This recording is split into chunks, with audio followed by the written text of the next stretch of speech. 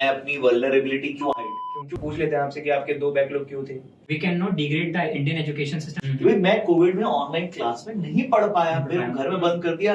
Whatever is the reality and one should speak that out कि मैं इसको कैसे ठीक करने वाला हूँ and how USA will make a bridge for me to get an success जो भी मैं ड्रीम कर रहा हूँ अपने लिए। कंट्री हो गई, यूनिवर्सिटी हो गई, कोर्स हो गया। बात करते हैं फटाफट से कि अगर हमारे को अपनी पास्ट प्रोफाइल के ऊपर जो क्वेश्चंस पूछे जाते हैं, right? So one thing is mostly on the academic profile and Manish तुमने टचअप भी करा था कि यार 70% से कम वाले या 70% से ज्यादा वालों का there is somewhat you have felt कि there is a bifurcation and there is a correlation to visa success. Academics background से रिलेटेड क्या क्वेश्चंस पूछे जाते हैं and what are some of the tricky ones which are asked and which are some of the common ones which are asked? So academic से related पूछ जाते हैं कि what you have studied, subject जो पढ़े हैं और जो पढ़ने के लिए जा रहा है। मॉड्यूल्स की बात करते हैं इधर। अब देखो अगर किसी ने कंप्यूटर साइंस बैचलर में पढ़ी है और वो कंप्यूटर साइंस ही उसके मास्टर्स में भी है, so this could be the point कि ठीक है जी ये मैंने पढ़ा है और मैं इसके लिए जा रहा हूँ। You have low score in your undergrad, how will you cope up with your studies in US? इस क्वेश्चन को कैसे आंसर करोगे?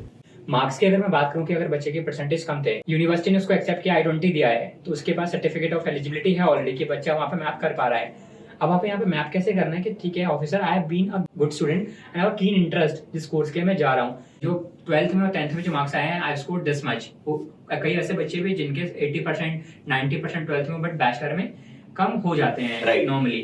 We cannot degrade the Indian education system. We can degrade the infrastructure, the quality of education जो हमें मिली है। So, मेरे जो professor थे जो पढ़ाने वाले थे, तो वहां पे भी मैं थोड़ा सा लैग कर रहा हूँ। और अब बच्चे अपने आप को अगर ओवरलैप कर पाए तो यहाँ पे हम बच्चों को एडवाइस करते हैं कि कोई सर्टिफिकेशन कोर्स के साथ हो जाए जिसको वो सपोर्ट कर पाए अपनी एप्लीकेशन को। अब सर्टिफिकेशन लाइक अगर बीटेक के लिए जा रहा है तो हम बोल देंगे कि डिप्लोमा कर लो आप साथ में बच्चे को उसके घर में, तो वो एनहांस करेगा प्रोफाइल को कि देखो यार मेरे को कीन इंटरेस्ट है कि मैं इसको कैसे ठीक करने वाला हूँ, how USA will make a bridge for me to get an success जो भी मैं ड्रीम कर रहा हूँ अपने लिए। This is my road map, you are my bridge. आप मेरे को वीजा दो and I'll get. So basically, if I have there, then I can actually say that what were the reasons why my score was low. Maybe there was not the right environment, या right professors, या right education style जो मेरे को नहीं suit करता, जो कि मेरे को यूएस में मिल जाएगा यार, तो मेरा वहां पर मैं I can be a better student and I can learn better. तो absolutely मतलब I think that is mostly the reality of most students and I always encourage कि यार जो actual सच्चाई है यार वो बात करो, because that is the right way, that is the most coherent story. And अगर वो बताते हो तो of course आप हमेशा you will always get a visa. तो ट्रांसपेरेंसी काफी हम क्लियर कर पाएंगे। इसलिए ट्रांसपेरेंटली बातों को करना बहुत जरूरी है। अगर आप मेरे कई स्टूडेंट्स हैं जिनके कई लोगों के grades were not so good because during Covid time they were not able to cope up with that education style of it becoming online. तो कई स्टूडेंट्स के ग्रेड्स ड्रॉप हुए हैं, जो रिसेंट बच्चे आ रहे हैं उस केस में, and that is one of the reason I said यार हाईलाइट करो ना, बोलो क्लियरली कि भाई मैं कोविड में ऑनलाइन क्लास में नहीं पढ़ पाया, मेरे को घर में बंद कर दिया, I was not able to perform in that environment. तो I think that is one thing. Some students were not well, कुछ बच्चों को खुद को कोविड हो गया था। अब तो I am saying it Covid हो सकता है और कुछ और भी मतलब आपकी हेल्थ इश्यूज भी हो सकते हैं। तो whatever is the reality and one should speak that out. Also about the family issues we can talk to overlap कि फैमिली में कुछ इशू आ गया था, किसी की मिसहैपनिंग हो गई थी, सो मेरा अटेंशन वहां चला गया था, मेरा लो स्कोर्स वैसे भी हो गया। एंड मतलब अभी सब सिनेरियो होते हैं जो भी रियलिटी में होते हैं। मतलब I think that is one thing we should talk about openly. We should not feel कि यार मैं अपनी वल्नरेबिलिटी क्यों हाइड करूं, मतलब I should be able to talk about it.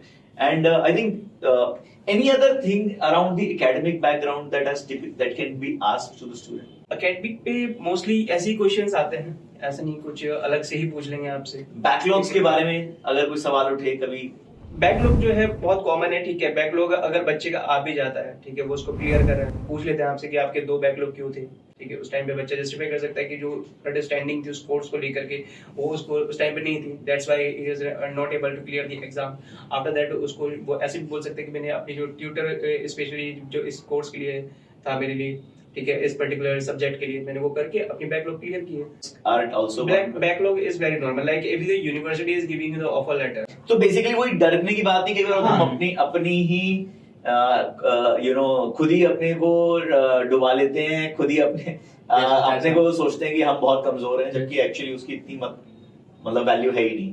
तो यूनिवर्सिटी आपको I-20 दे चुकी है, तो यार आप अपने एकेडमिक बैकग्राउंड को डिफेंसिवली नहीं प्रेजेंट करो, आप उसको अग्रेसिवली एंड अटैकिंगली ही प्रेजेंट करो and be truthful about it, so that you are not hiding and you are actually sharing the real reasons if there were any gaps for that.